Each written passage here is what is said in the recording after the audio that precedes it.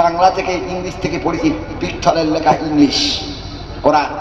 আমি সর্বদিকে পড়ে দেখলাম আরবি বুঝি না, আমি ইংরেজি ভালো পড়তে পারি, ইংলিশ কোরআন পড়ে দেখছি টিভি নাম্বার এত এর নাম্বার দিয়ে বলছেন স্টেটমেন্টের কাছে উঠে গেছিল কাগজে। আমি কারোর প্ররোচনায় নয়, কারোর ভয়ে নয়, কারোর অর্থের লোভে নয়, মানে টাকা পয়সার লোভ লালসায় নয়, আমি Islam is not a mere creed. সত্যি আমি দেখলাম ইসলাম সামান্যতম মতবাদ নয়। তাহলে কি মতবাদ? বলছে it is like to be lived in the present religion. কেটে কেটে তার বক্তব্য আমি বলছি, কারণ আমার বিরুদ্ধে অনেক সিআইডি সিবিআই বন্ধুরা দূর থেকে গিয়াসউদ্দিনের বক্তব্য ক্যাসেটিং করে হিউম্যান রাইট কমিশনায় পাঠিয়ে দেয়, কারণ যে কোনো মুহূর্তেই আমার বিরুদ্ধে একটা বিরাট একটা ইয়ে আনতে পারে সরকারি।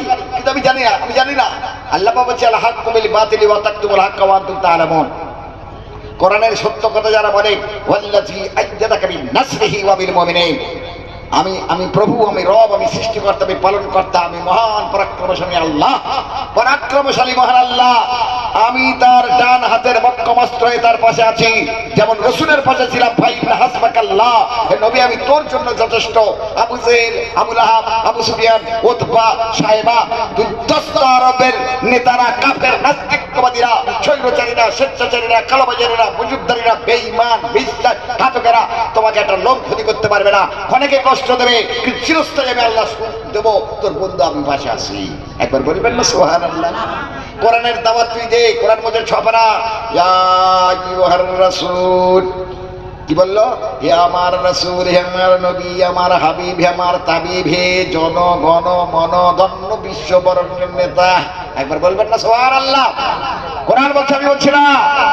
বাল্লিগ ফুনসাতে উনসিলা মিন বাল্লিগ মা উনসিলা ইলাইকা মির রাব্বিকা।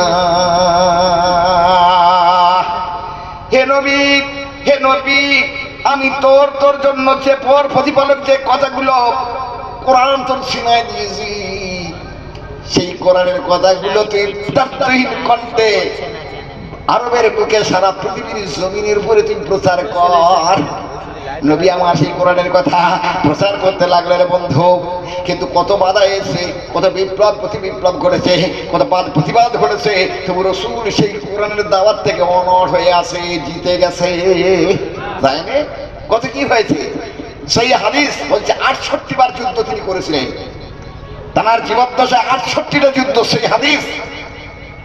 আর 27টা যুদ্ধ তিনি প্রধান কমান্ডার ইন চিফ হিসাবে পরিচালনা করেছেন। একবার বলবেন না সুবহানাল্লাহ। তাই আমি আপনাদের সামনে বলে যাচ্ছি দায়িত্বহীন কণ্ঠের সেই হাদিসগুলো।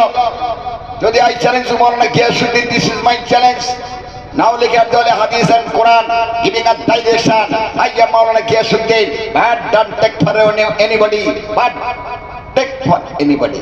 আমি কারোর কাছ থেকে কোনো কথা বলি না, যতটুকু কি কথা বলি কোরআন আর হাদিস থেকে কথা বলি। তার মজলিসটা যদি আরো উন্নত হয় তবে সুন্দর লাগতো। ঠিক বলছি না বাপ?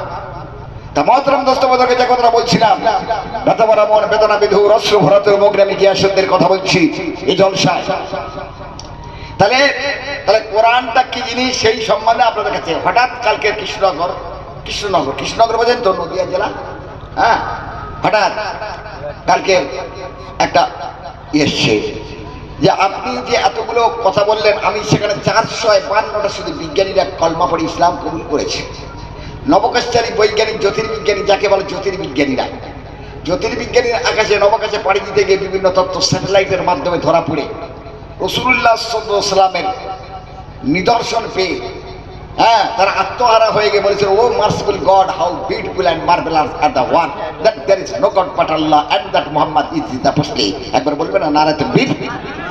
তিনি বিস্মিত হয়ে, অবাক হয়ে, চাঁদের দেশে তো প্রথমে একটা লাইলিক নামে কুকুর গিয়েছিল, জ্যোতির্বিজ্ঞানীদের ভাষা, নেশার বিজ্ঞানীদের, কিন্তু মানব দেহ নিয়ে আসেনি।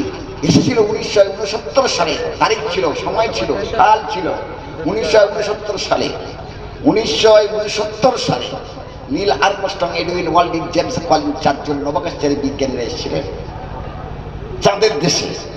কিন্তু আজকে এমন একটা দেখলাম, তার থেকে 1000 বছর আগে, 1000-1500 বছর আগে যে পায়ের চিহ্ন, যে মানুষ এখানে দাঁড়িয়েছিল পরিক্রমা করেছিল, রসুল নামাজ পড়েছিল, নামাজের দাগটা, পায়ের দাগটা মুসাল্লাত যায় নামাজের ইন্নি ওয়াজহাতু ওয়াজহিয়া লিল্লাযী ফাতারাস সামাওয়াতি ওয়াল আরদি হানিফা ওয়া মা আনা মিনাল মুশরিকিন।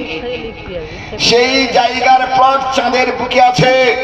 দেখে হতভম্ব হয়ে গিয়ে বলল, O merciful God, how beautiful and marvellous are the work in the long history of the world. There is no instance of magnanimity and forgiveness which can approach those of Muhammad sallallahu alaihi wasallam.